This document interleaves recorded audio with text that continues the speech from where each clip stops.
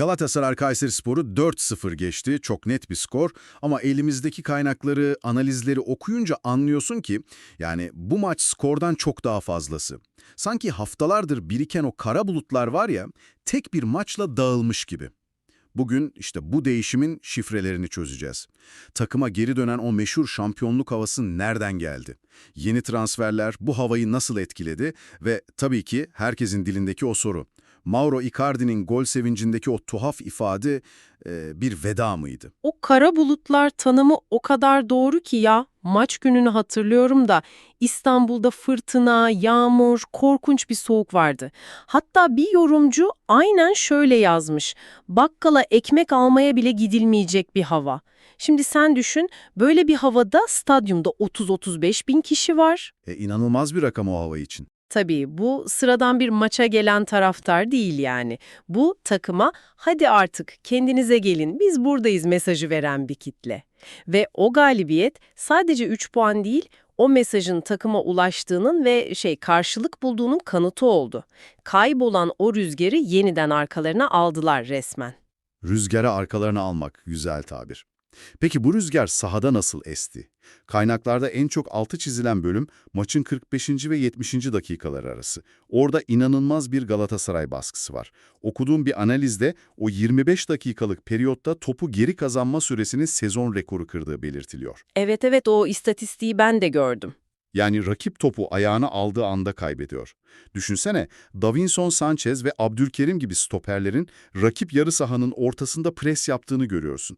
Bu bildiğin boğucu, vahşi bir baskı. İşte bu vahşi baskı birkaç hafta önceki görüntüyle gece ile gündüz gibi farklı. O dönemi hatırla, yönetime yönelik nerede bu transferler eleştirileri? Evet, büyük bir karamsarlık vardı. Takımın oyununa dair umutsuzluk, hatta teknik direktör Okan Buruk'un bile sorgulandığı bir iklim vardı. Okuduğum analizlerin neredeyse tamamı Atletico Madrid maçını psikolojik bir kırılma anı olarak işaret ediyor. Orada alınan o 1 puan takıma biz hala bu seviyedeyiz özgüvenini geri vermiş. Bir eşik atlandı yani orada. Aynen. Kayserispor maçı da o özgüvenin sahaya yansıyan bir patlaması oldu aslında. Bir yazarın ifadesi çok hoşuma gitti. Şampiyonluk havası geri geldi. Bu puan tablosundan bağımsız tamamen takımın vücut diliyle, enerjisiyle ilgili bir tespit. Peki bu pozitif havayı, bu yeni enerjiyi sadece psikolojik eşiğin aşılmasına bağlayabilir miyiz?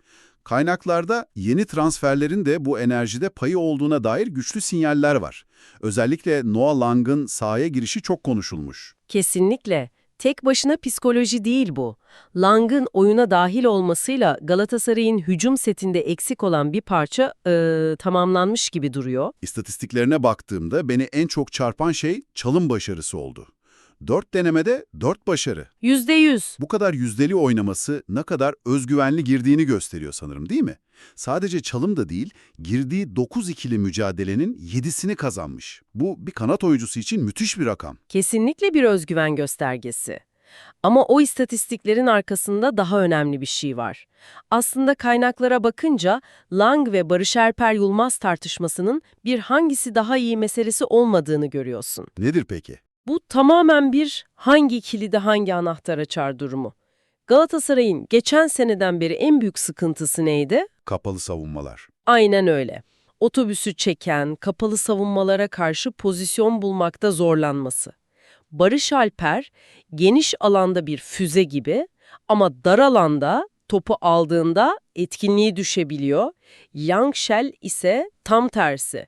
Dar alanda kısa paslarla, verkaçlarla o kilidi açabilecek bir oyuncu profili. Yani diyorsun ki Galatasaray'ın artık bir B planı var. Rakip kapandığında çizgiden orta yapmak yerine merkezden duvar paslarıyla kaleye inebilecek bir alternatif doğdu. Aynen öyle. Bu Okan Buruk'un elini inanılmaz güçlendiren bir taktiksel çeşitlilik. Hatta Buruk'un maç sonu demeci de çok anlamlı. Langşel'in ayağında hafif bir kemik ödemi olmasına rağmen "Hocam ben oynamak istiyorum, kendimi iyi hissediyorum." dediğini söylüyor. Bu da oyuncunun karakterini gösteriyor. Tabii hem karakterini hem de takıma bir an önce adapte olma arzusunu gösteriyor. Yaser Asprilla da keza öyle. Ondan kimsenin büyük bir beklentisi yokken o kısa süredeki enerjisiyle "ben de bu yarışın içindeyim" dedi. Beklentisiz gelmek bazen en büyük avantajdır biliyorsun. Bu yeni hücum çeşitliliğinden bahsetmişken golcülere ve yaratıcı ayaklara da değinmeden olmaz. Gabriel Sara. Onun performansı artık istikrarlı bir şekilde yükseliyor. Sadece attığı golle değil, istatistik kağıdının her yerinde var. 4 kilit pas. Müthiş bir rakam. Bu bir merkez orta saha için harika bir rakam. Üstelik savunmada da 7 ikili mücadelenin 5'ini kazanmış. Artık o acaba 8 numara mı 10 numara mı tartışması bitti mi sence? Bence büyük ölçüde bitti. Sara o formanın artık net bir sahide olduğunu her maç gösteriyor. Sadece yetenekli değil, aynı zamanda çok akıllı bir oyuncu. Nerede duracağını, ne zaman pas atacağını, ne zaman şut çekeceğini çok iyi biliyor. Onun bu yükselen formu doğal olarak forvetleri de doğrudan etkiliyor. Özellikle de Victor Osimhen'i. Osimhen'in performansına gelirsek, maçın adamıydı belki de. Penaltıyı kazandırdı, golünü attı, bir de asist yaptı. Bir forvetten daha ne istenir ki? Ama okuduğum analizlerde ilginç bir eleştiriye denk geldim. Bazı yorumcular Osimhen'in son zamanlarda ikinci viteste oynadığını söylüyor. Evet, bu yorum oldukça yaygın. Kimse Osimhen'in kalitesini veya takıma katkısını sorgulamıyor, yanlış anlaşılmasın. Tabii ki, ona şüphe yok. Söylenen şey şu, Osimhen'in Türkiye Ligi için sergilediği bu performans fazlasıyla yeterli.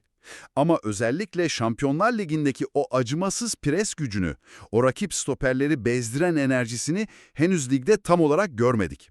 Yani bu bir tür enerji tasarrufu mu sence, yoksa bir form düşüklüğü mü? Ya da belki de ben bu lig için bu kadar oynasam yeter gibi bir rahatlık mı var? Bence bu üçünün bir karışımı. Hem ligin temposuna göre kendini ayarlıyor, hem de Avrupa'daki o yıpratıcı maçlardan sonra bir miktar yorgunluk olması doğal. Ama bu durum takım için bir yandan da iyi bir şey. Düşünsene, adam ikinci viteste oynarken bile ligin altını üstüne getiriyor. Bir de vites artırdığını düşününce, Aynen. Bir de vites artırdığını hayal et. Ama bu durum bizi gecenin en çok konuşulan ismine Mauro Icardi'ye getiriyor. evet, gelelim o ana. Icardi oyuna sonradan giriyor, penaltıdan golünü atıyor ve o golle Galatasaray tarihinde Hacı'nın rekorunu egale ediyor. En golcü yabancı oluyor. Tarihi bir an aslında. Normalde coşkuyla kutlanması gereken tarihi bir an. Ama golden sonraki o vücut dili, o donuk yüz ifadesi sanki bir veda selamı gibiydi. Sence de öyle değil miydi? Okuduğum yorumlarda herkes bu noktaya takılmış. Kesinlikle bir gariplik vardı. O ifadeyi ben bu takımda Osimhen varken asla birinci santrafor olamayacağım, gitme zamanım geldi diye okuyanların sayısı hiç de az değil. Bu yorum bizi doğrudan İtalyan basınında patlayan o sansasyonel Juventus dedikodusunun merkezine oturtuyor. İtalyan basınının en güvenilir kalemlerinden bazıları yazdı bunu. İlk başta acaba mı dedirtiyor insana. Peki bu dedikodunun arkasındaki mantık ne? Juventus Icardi'yi neden istesin? Mantık aslında Icardi'nin tarafından bakınca çok tutarlı. Kendini onun yerine koy. Empati yapalım biraz. Evet, bir önceki sezon gol kralı olmuşsun, taraftarın sevgilisisin, takımın en büyük yıldızısın. Sonra takıma senden daha da büyük bir yıldız geliyor ve sen yedek kulübesine düşüyorsun. Mauro Icardi gibi bir ego ve kariyer için bu kabullenilmesi çok zor bir durum. Doğru. Juventus da bu psikolojik durumu bir fırsat olarak görmüş olabilir. Gelin biz de Vlahovic'le birlikte hücum hattımızı yönetin gibi bir teklif Icardi'nin aklını çelebilir. Ama bu transfer penceresi draması da ne kadar hızlı alevlenip ne kadar hızlı söndü, değil mi?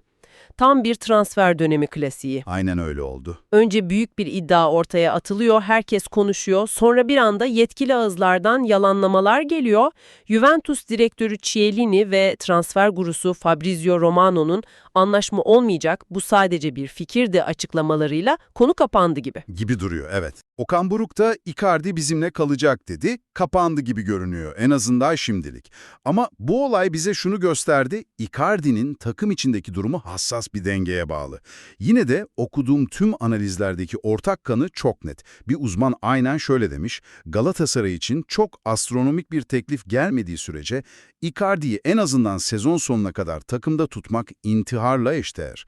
Neden bu kadar keskin bir ifade kullanılıyor? Sadece şampiyonluk yarışındaki alternatif gücü yüzünden mi? O da var ama asıl sebep o değil. Nedir peki asıl sebep? Asıl sebep, Allah korusun, Osimhen'in başına gelebilecek bir sakatlık, bir form düşüklüğü veya bir ceza durumu. Böyle bir senaryoda onun yerini doldurabilecek, o seviyede katkı verebilecek dünyadaki tek alternatifin zaten senin kulübünde oturuyor. Anladım. Onu gönderirsen olası bir kriz anında B planın kalmaz. Bu yüzden tüm yorumcular mutsuz bile olsa Icardi'nin sezon sonuna kadar takımda kalmasının hayati olduğu konusunda birleşiyor. O zaman toparlayalım.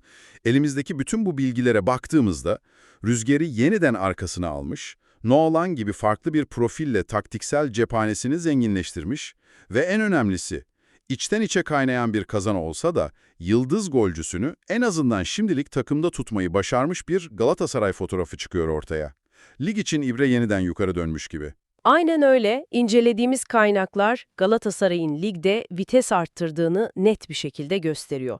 Ama hepimiz biliyoruz ki bu takımın asıl sınavı, asıl kendini kanıtlama sahnesi Avrupa. Kesinlikle. Şampiyonlar Ligi'ndeki Juventus kurası Atletico Madrid'e kıyasla daha kazanılabilir göründüğü için camiada bir heyecan yarattı. Fakat bir analistin parmak bastığı çok ilginç bir nokta var. Ve ekliyor, Galatasaray'ın Avrupa tarihinde sık sık kendi silahıyla vurulduğunu gördük. Çok kafa karıştırıcı bir nokta bu. Kesinlikle. İşte sana ve bizi dinleyenlere bırakacağımız soru da bu. Bu kritik Avrupa eşleşmesine giderken Galatasaray'ın en büyük gücü olan o öldürücü kontrataklar aynı zamanda en tehlikeli rakibine karşı ayağına dolanan en büyük prangası mı olacak? Bu ikilem üzerine biraz düşünmeye değer.